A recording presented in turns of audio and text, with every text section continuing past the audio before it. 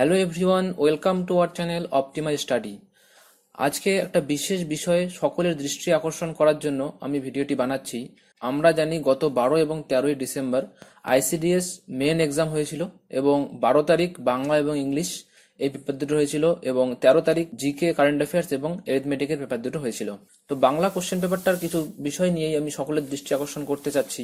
তো এটা নিয়ে অ্যাকচুয়ালি অনেক কথা হওয়া উচিত ছিল, কিন্তু আমি দেখলাম সোশ্যাল মিডিয়া সেরকম কোথাও কোনো কিন্তু সাড়া নেই। তো এই জন্যই আমি অনেকটা লেট হলেও এই বিষয়টা তোমাদের সাথে শেয়ার করতে যাচ্ছি। তো পেপার 2 যেটা ছিল সেটাতে বাংলা, হিন্দি, উর্দু, নেপালি এবং কেউ কেউ সান্থালি এই কয়েকটা ভাষা চুজ করেছিল এবং সেই হিসেবে কোশ্চেন হয়েছিল।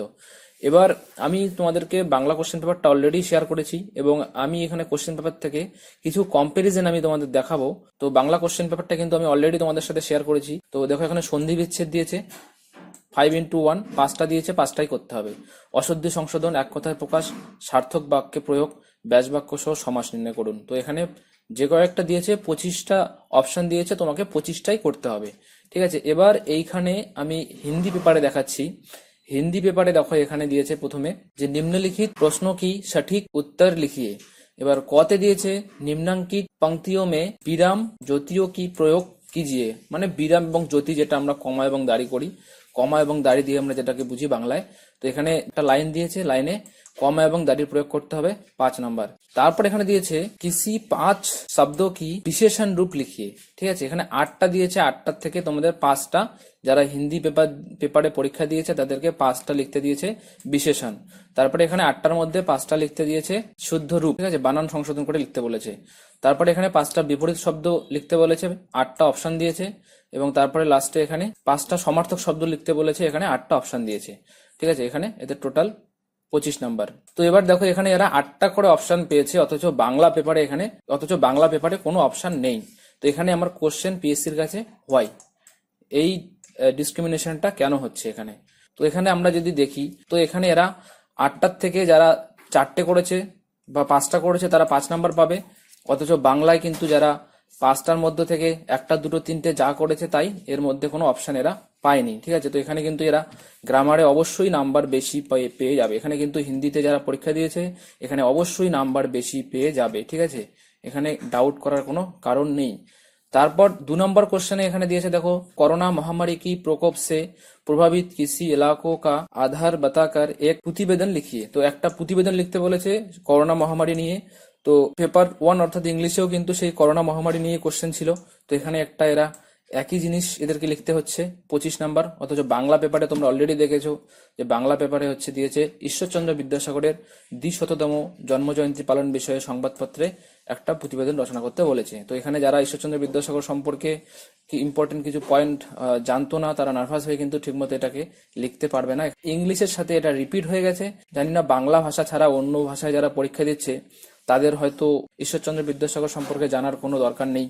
আমার মনে হয়েছে এটা যে করোনার যে মহামারী দিয়েছে এই কোশ্চেনটা অনেক ইজি হয়েছে এবং ঈশ্বরচন্দ্র বিদ্যাসাগর সম্পর্কে যে প্রতিবেদনটা লিখতে বলেছে এটা অনেকের কাছেই অনেক টাফ হয়েছে। ঠিক আছে, এটা তোমরা তোমাদের নিজের মতামত অবশ্যই আমাকে কমেন্ট করে জানাবে। এবং এই ঈশ্বরচন্দ্র বিদ্যাসাগর সম্পর্কে যারা জানতো না তারা হয়তো একদম অ্যাটেন্ডই করতে পারেনি, কিন্তু করোনা ভাইরাস সম্পর্কে কিন্তু কম বেশি সবাই লিখতে পেরেছে। এই কোশ্চেনটা কিন্তু সমান লেভেলের হয়নি। তো এটা এই যে কোশ্চেনটা দিয়েছে এটা একই রকম দিতে পারতো, ঈশ্বরচন্দ্র বিদ্যাসাগর সম্পর্কে অন্য ভাষাতেও লিখতে বলতে পারতো অথবা বাংলাতেও এই করোনা সম্পর্কে লিখতে বলতে পারতো। তাহলে কি হতো, সবাই একটা টপিকের উপর লিখতো, তাদের জাজমেন্ট করার সুবিধা হতো। তো সেক্ষেত্রে জানি না কি ভেবে এরা এটা করেছে। তো যাই হোক, তো এক্ষেত্রে কিন্তু অবশ্যই করোনা ভাইরাসের যে কোশ্চেনটা করোনা মহামারী নিয়ে সেটা কিন্তু অনেকটা ইজি হয়েছে। তো এরপর বাকি যে হিন্দি ছাড়া দেখো নেপালিতেও তোমার এখানে অপশনস দিয়ে দিয়েছে যে কোনো 5টি। এখানে ডিসজয়েন্স করতে বলেছে any5। ঠিক আছে, এখানেও দিয়েছে কটা, 1টা, 2টো, 3টে, 4টে, 5টা, 6টা, 7টা, এখানে 7টা করে দিয়েছে। ঠিক আছে, এখানে 7টা করে অপশন দিয়েছে, 5টা করে লিখতে বলেছে, অপোজিট লিখতে বলেছে any5। আর এখানে ড্রাফটিং রিপোর্ট বলেছে সেই কোভিড-19 মহামারী। তাহলে নেপালি, হিন্দি সমস্ত ভাষার যে পরীক্ষার্থীরা তারা যদি কোভিড-19 নিয়ে লিখছে, তাহলে বাংলার ছেলেমেয়েরা শুধু ঈশ্বরচন্দ্র বিদ্যাসাগর নিয়ে কেন লিখবে, এটাই আমার কোশ্চেন। এবং ঈশ্বরচন্দ্র বিদ্যাসাগর নিয়ে তোমরা নিশ্চয়ই জানো যে পয়েন্টগুলো লেখা উচিত সবসময়, এগুলো কিন্তু মনে থাকে না। অথচ কোভিড-19 জন্য যে কেউ কিন্তু কিছু না কিছু লিখতে পারবে এবং এখানে অবশ্যই তারা একটা এক্সট্রা মার্কস কিন্তু পেয়ে যাবে as compare to Bengali language students. এবং বাকি সান্থালি ভাষার যে কোশ্চেনগুলো আমি এগুলো পড়তে পারছি না, এখানেও অপশন দিয়েছে, এখানে দেখা যাচ্ছে any5। এবং ড্রাফট রিপোর্ট, এটা টপিকটা এখানে যেটা ভিডিও লেখাটা বোঝা যাচ্ছে, ভিডিওকে নিয়ে কিছু একটা রিপোর্ট লিখতে বলেছে।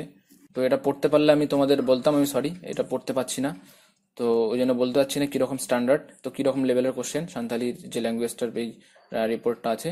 আর নেক্সট হচ্ছে, এবং উর্দুতেও দেখো সেম রয়েছে, উর্দুতেও তোমার অপশনস রয়েছে, explain any one from the following, right 5 opposite from the following, give the meaning of any 5 of the following and use them in your own sentences.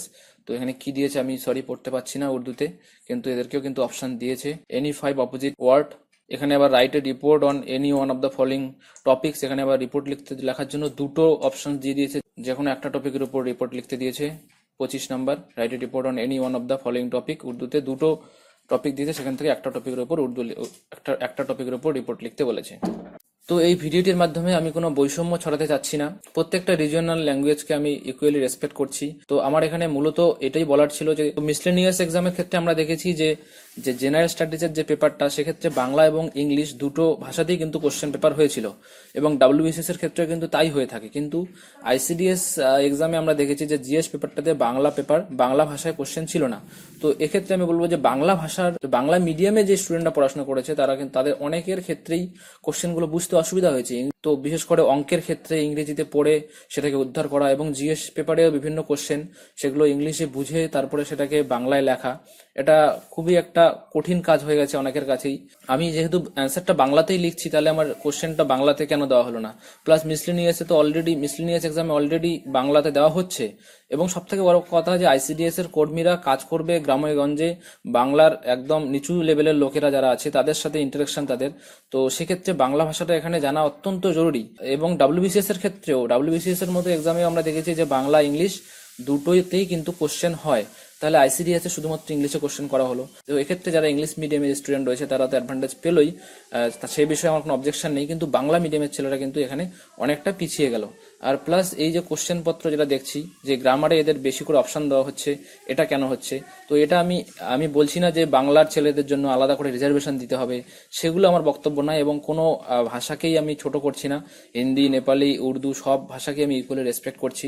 কিন্তু এটা তোমরা নিউট্রালি একবার ভেবে দেখবে যে বাংলা ভাষার যে কোশ্চেনটা হয়েছে, বাংলার পরীক্ষা, বাংলায় রিক্রুটমেন্ট হচ্ছে, অথচ তাদের কোশ্চেনটা টাফ করা হচ্ছে এবং তাদের ক্ষেত্রে কম্পিটিশনটা অনেকটা কঠিন হচ্ছে। তো আমার একটাই রিকোয়েস্ট, তোমরা কিন্তু এই বিষয়টা ভুলে যেও না, এটাকে তোমরা আওয়াজ উঠিও, ভয় পেও না পরীক্ষাটা ক্যান্সেল হবে কি হবে, ঠিক এরকম কিচ্ছু হবে না, কিন্তু অ্যাটলিস্ট একটা আওয়াজ ওঠানো দরকার। পিএসসি চেয়ারম্যান বলুন বা গভর্নমেন্ট বলুন, উপর লেভেলের সবার কাছে এই কথাটা পৌঁছানো দরকার যে এই কোশ্চেনগুলো যে মান, বিভিন্ন ভাষায় যখন কোশ্চেন করা হচ্ছে সেই কোশ্চেনের লেভেল যেন সমান থাকে, জাজমেন্টটা যেন সমানভাবে হয়। কেননা রিজার্ভেশন তো অলরেডি রয়েছেই, তো কোশ্চেনের স্ট্যান্ডার্ডের উপর বেস করে কি আমরা আরেকটা রিজার্ভেশন চালু করতে যাচ্ছি? ঠিক আছে, তো আমি রিজার্ভেশনের বিপক্ষে বলছি না, কিন্তু একটা আনরিটেন একটা জিনিস কেন হচ্ছে যে তাদের কোশ্চেনগুলো একটু ইজি মনে হচ্ছে, এবং আমার তো মনে হয়েছে কোশ্চেনগুলো ইজি। তোমরা নিজে অবশ্যই কমেন্ট বক্সে জানাবে। এবং এক্ষেত্রে আমরা কি করতে পারি, এটাকে তোমরা যত বেশি বেশি করে ফরওয়ার্ড করবে, সবার কাছে যেন এই মেসেজটা যায় যে তো কোশ্চেনে এরকম ধরনের জিনিস চোখে পড়ছে, এটা যেন উপর লেভেল পর্যন্ত যায়। এবং পিএসসির চেয়ারম্যান বা পিএসসির ওয়েবসাইটে যে ইমেল রয়েছে সেখানে তোমরা মেল করতে পারো, আমি তো অবশ্যই মেল করব। এছাড়াও যে বাংলা পক্ষ বলে একটা গ্রুপ রয়েছে, বাংলা পক্ষ, তারপরে পিএসসি দুর্নীতি মুক্ত মঞ্চ নামেও একটা ফেসবুকে গ্রুপ রয়েছে, পেজ রয়েছে, তো এদের সাথে তোমরা জিনিসটা অবশ্যই বেশি বেশি করে শেয়ার করো যাতে তারা স্টেপ নিতে পারে। এবং আমি তো অবশ্যই বলবো, তোমাদেরকেও আমি এটা রিকোয়েস্ট করবো যে এই জিনিসটাকে তোমরা আওয়াজ তোলো, যে বিভিন্ন এরপরে নেক্সট যে বিভিন্ন পরীক্ষাগুলো হবে সেক্ষেত্রে যেন অ্যাটলিস্ট এই ধরনের বৈষম্যমূলক কোশ্চেন না করা হয়, কোশ্চেনের মধ্যে যেন একটা ইকুয়াল স্ট্যান্ডার্ড বজায় থাকে, যাতে মেধা টেস্টিংটা সবার সমানভাবে হয়। ঠিক আছে, তো ফ্রেন্ডস, এই ভিডিওটাকে আমি বলবো তোমরা বেশি বেশি করে শেয়ার করো সবার সাথে। আর যে কোনো কম্পিটিটিভ পরীক্ষার প্রস্তুতির জন্য আমাদের চ্যানেলে তোমরা যদি নতুন হয়ে থাকো, অবশ্যই চ্যানেলটাকে সাবস্ক্রাইব করে নিও, আর ভিডিওটাকে অবশ্যই বেশি বেশি করে শেয়ার করো। এখানেই শেষ করছি। Thank you.